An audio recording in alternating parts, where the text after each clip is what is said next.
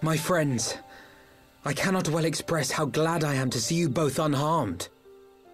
They say that Omega's clash with the Primal shook the very firmament. You need not have worried. The battle took place far above the ground.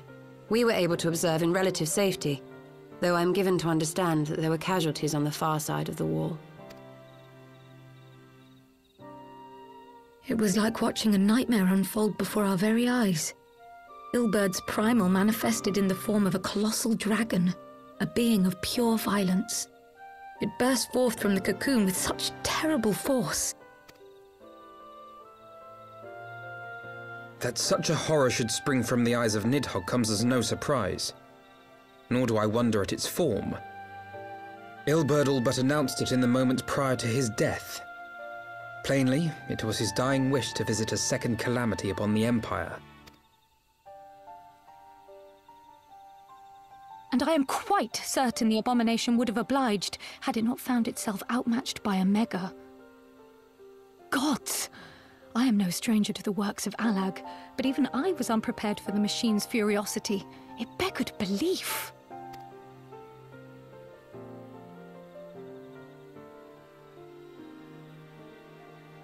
And how fares poor Ida in the midst of all this? Have you spoken with her? She is up on the platform, lost in thought.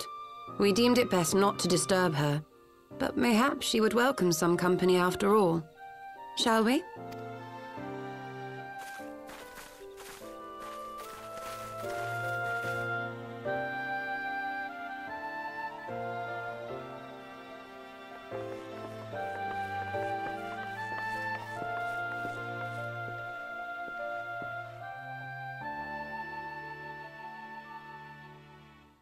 The light's gone. It was all we had left of him. Ida. I don't blame anyone. I knew what was going to happen. I knew the spell Papalimo meant to cast would drain away his life force. I knew that it would only buy us a little time.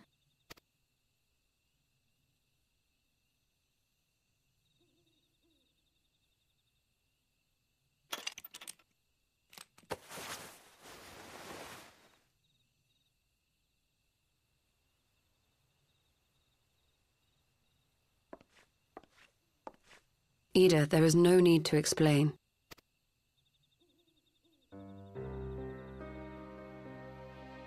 But there is. I can't hide in Papalimo's little shadow anymore, and I shouldn't hide behind my sister's mask.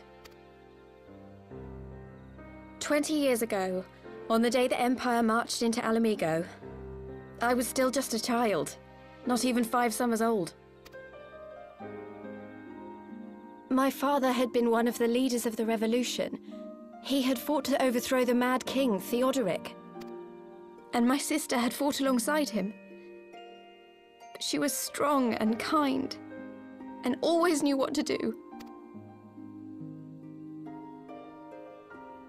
But when the Garleans came, everything changed. My father went to war against them too, and I never saw him again. After that, I remember a lot of running. My sister dragged me for malms and malms until we came to the city of Charlian. That was where she met Master Louis Soir. He introduced her to the Circle of Knowing, and she eventually became an Archon. She was your inspiration.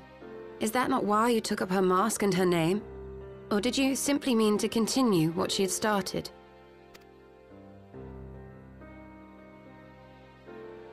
You've known all along, haven't you? That I wasn't Ida. Of course. We all recognized you at once. 'Twas Papalimo who persuaded us to maintain the charade. It was silly to think I could fool you. I knew that even then, but I sort of decided not to know.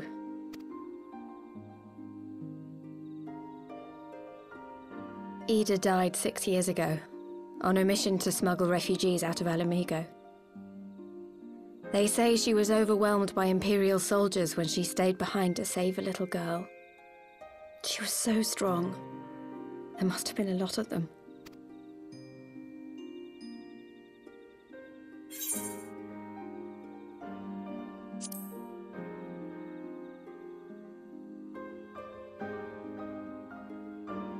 I'm sorry for lying to you. My real name is Lyse. When Papalimo brought me Ida's mask, it was meant as a keepsake, but I decided I wanted to be his new partner, to keep alive all the good that she had done. I didn't want to become Ida, exactly. At the time, though, I still didn't know who I was myself, and it almost seemed easier to play the role. Papalimo agreed to help, of course, but it was never what he wanted for me. He wanted me to walk my own path, and those were his final words to me. The Archon's mark he gave me is faded, and my last excuse along with it.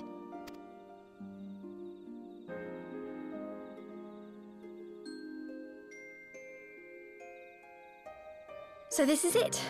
Whatever I choose to do from now on, I do as Lyse. And I choose to continue my family's fight. I want Alamigo to be the country that Ida and my father always wanted it to be.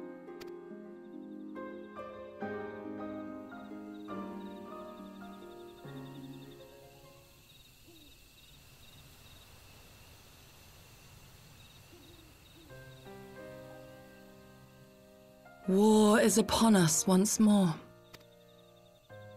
Do you regret standing against the Empire?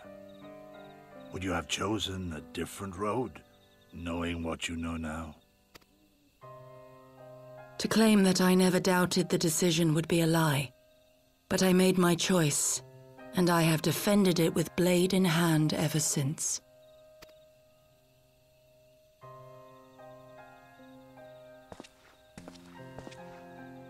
The battle continues, and our steel is needed. Come, Shadow Walker, we leave for the east, for Doma.